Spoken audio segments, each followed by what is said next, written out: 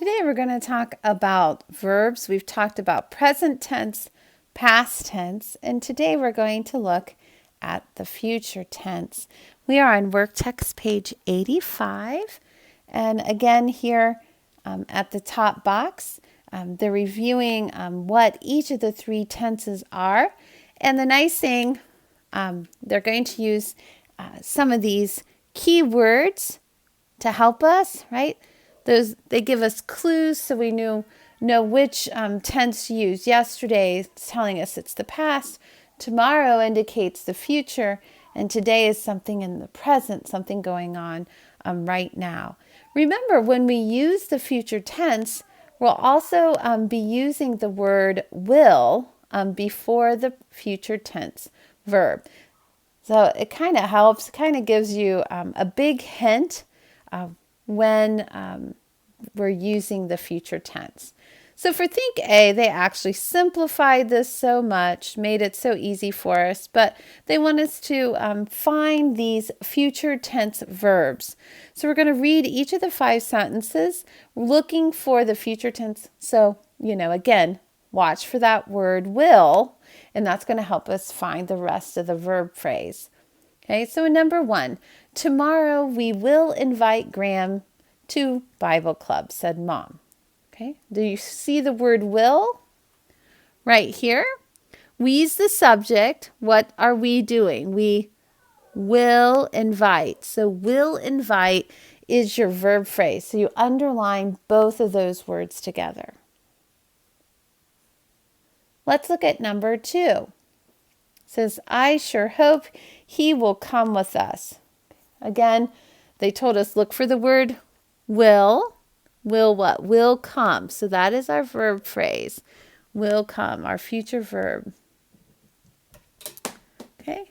And number 3, Mrs. Cartwright will teach us about Jesus, promised Sophia. Again, we're looking for will. There it is. Will teach.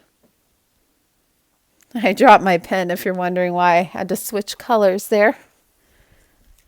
Things happen even during a recording. Okay, number 4, we will sing songs and will learn Bible verses too, exclaimed Sophia's little brother. So here we have 2 verbs in the future tense. We have will sing and will learn. So it's a compound verb.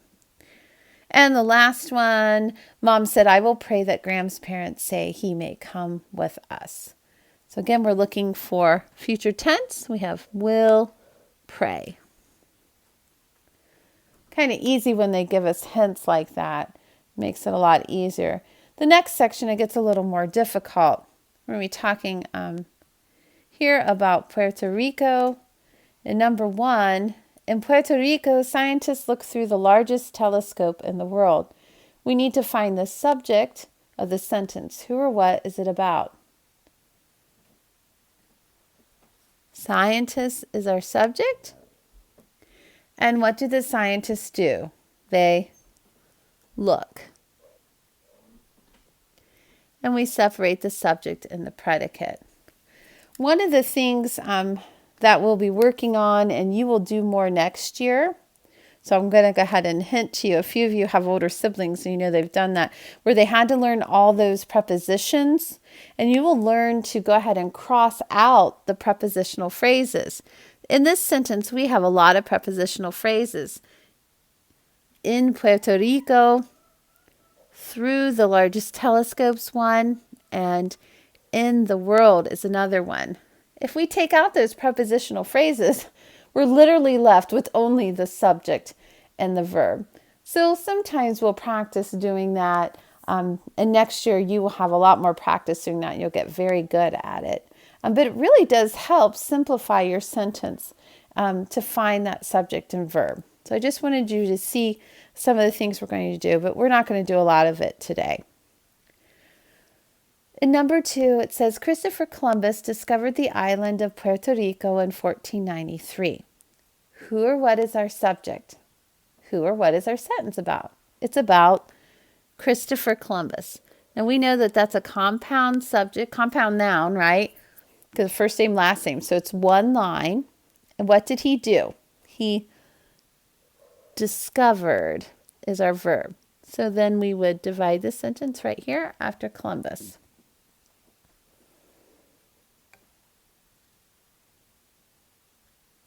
My guess is you're off to a great start with this. So I think it's time for us to pause the video, and I'd like for you to go ahead and do 3, 4, 5, and 6 on your own. See if you can find the subject and the verb. Again, we'll divide the subject and predicate with that vertical line. So pause the video, and then when you're finished, resume play, and I'll quickly go over the answers identifying your subject and verb. All right. Okay, so you're back. We're on part B, 85, and you've already done 3, 4, 5, and 6. So I'll quickly go over the answers. In number 3, people is your subject, speak was your verb, and we would split it right there. Number 4, we have Puerto Ricans is our subject, and they enjoy. And number 5, this one was a little trickier. Much is your subject because this is where those prepositional phrases would help. Of the food in Puerto Rico, those are prepositional phrases. They cannot be the subject. Much taste is your verb. So then we divide our predicate there. The last one, the coqui, is a small tree frog. A small tree frog lives in Puerto Rico. Okay, this here is like in a positive, so your subject's actually not in there. Coqui is your subject. The coqui lives in Puerto Rico. All right. So, I don't know. I thought 5 and 6 could be a little tricky, but they probably didn't stump you on that one at all. The part at the bottom is, well, actually, there's just one sentence here. They want us to insert all the necessary commas and marks and quotation marks. Let's just do that one together. It's one simple little sentence. We need those direct quotation marks. Again, here we have said, comma, and as you remember, the 66s go right there, right? After the comma, before the capital W of would. Would you like a piece of peach pie? Well, what type of sentence is that?